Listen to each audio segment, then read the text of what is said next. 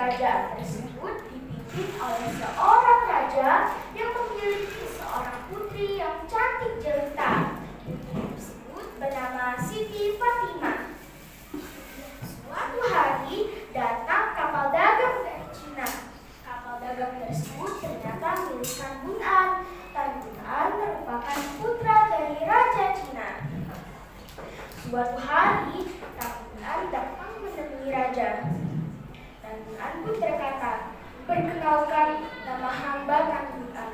Maksud kedatangan hamba adalah mohon agar Paduka Raja berkenan memberikan izin untuk berdagang di Sriwijaya." Raja pun menjawab, "Sriwijaya ini terbuka bagi siapa saja yang ingin berdagang. Namun, engkau harus membayar pajak setiap bulannya." "Terima kasih, Yang Mulia," jawab Tan Bun An. Sesuai dengan syarat dari sang raja, Tan Bun An pun datang untuk menyerahkan pajak setiap bulannya. Hingga suatu hari datang dengan maksud melamar Tuan Putri Siti Fatimah. Tan Bun An pun berkata, "Yang Mulia, maksud kedatangan hamba di sini adalah untuk melamar Tuan Putri Siti Fatimah." Raja pun menjawab, "Aku bisa menerima pinanganmu, namun dengan satu syarat." "Apa syaratnya, Yang Mulia?" tanya Tan Bun An. "Engkau harus membawakan 9 guci berisi emas," jawab sang raja.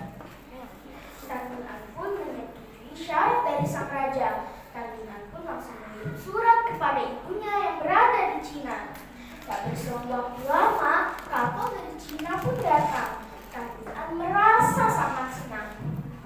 Tan Bun An pun berkata, "Wah, guci yang berisi emas sudah datang." Tan Bun An dan Siti Fatimah pun menghampiri kapal tersebut.